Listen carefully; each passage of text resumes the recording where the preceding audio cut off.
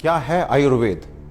आपके किचन में रखे हुए कुछ गरम मसाले, या धोती कुर्ता और तिलक लगाकर पेड़ के नीचे दवाइयां बांटता हुआ कोई झोला छाप डॉक्टर, या आयुर्वेद के नाम पे सड़क के किनारे तंबू लगाकर दवाइयां बांटता हुआ एक पाखंडी, या बिना रिसर्च के लिखी गई कोई देहाती किताब?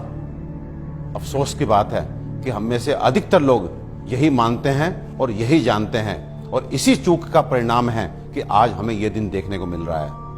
और साथ ही मैं आपको सचेत कर देना चाहता हूं कि अगर अब भी हम ना सुधरे, हम आयुर्वेद को नहीं जाने, नहीं पहचाने, तो मुझे नहीं मालूम कि आयुर्वेद का क्या होगा, लेकिन मानव जाति का पतन तो मैं निश्चित रूप से देख रहा हूं। और जो लोग मेरी इस बात से इत्तेफाक नहीं रखते, वो अपनी क्वालिटी ऑफ हेल्थ और क्वांटम ऑफ लाइफ को कंसीडर करें। साधनों के अभाव में हमारे बड़ों में से अधिकतर लोग 100 वर्ष की आयु तक पहुंचते थे। ये वो आयु है जिसकी आज हम साधन संपन्न होने के बावजूद भी कल्पना तक नहीं करते।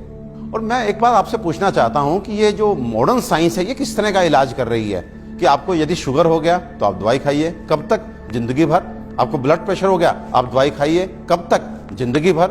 आपको थायराइड हो गया, आप दवाई खाइए, कब तक? जिंदगी भर। आपकी किडनी खराब हो गई, बदल दीजिए। आपका लिवर खराब हो गया, बदल दीजिए।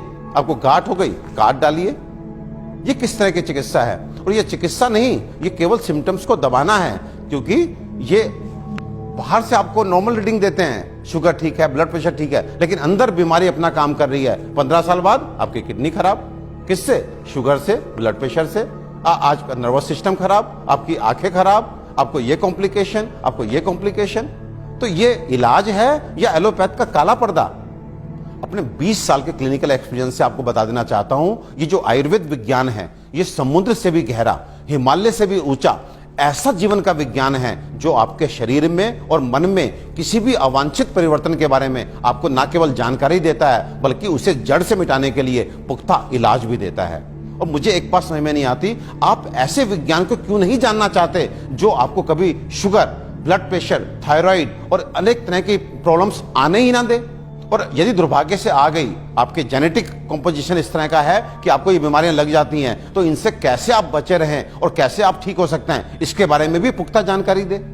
मित्रों, आयुर्वेद सबसे पहले स्वस्थ से स्वास्थ्य रक्षण के लिए आपको ऋतुओं के हिसाब से आपको क्या खाना चाहिए, क्या पीना चाहिए, किस तरह की जीवनचर्या आपकी होनी चाहिए, ये सब सिखाता है। और उसके बाद अनफॉर्चुनेटली यदि आप बीमार पड़ते हैं तो यहाँ पर लाखों दवाओं का वर्णन है, जिसमें आपकी काष्ठ औषधियां यानी कि जड़ी बूटियों से बनी औषधियां, आपके मिनरल्स यानी कि खनिजों से बनी औषधियां, रस औषधियां, इतनी सारी औषधियों का वर्णन है जो आपके उन बीमारियों के लिए भी आपको इलाज देती हैं, जिसमें आज का मॉडर्न साइंस जो है अपने हाथ खड़ा कर देता है। आज फैली किसी भी विषाणु जनित बीमारी के लिए वेंटिलेटर्स का इंतजाम मॉडर्न साइंस करता है। केवल किस लिए?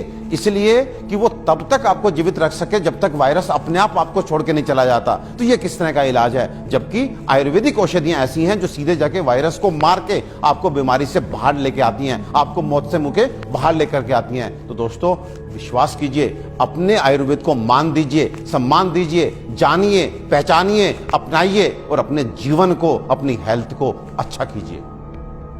आयुर्वेद का इलाज ना तो धीमा है और ना ही लंबा, बल्कि यह रोगों को जड़ से खत्म करता है। आधुनिक सर्जरी दुनिया को आयुर्वेद की ही देन है।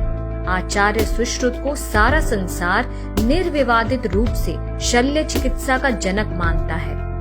आयुर्वेद में उन बीमारियों की भी सफल चिकित्सा हो सकती है जिन्हें आधुनिक चिकित्सा विज्ञान लाइलाज मानकर आजीवन रोगी को दवाएं खिलाता रहता है।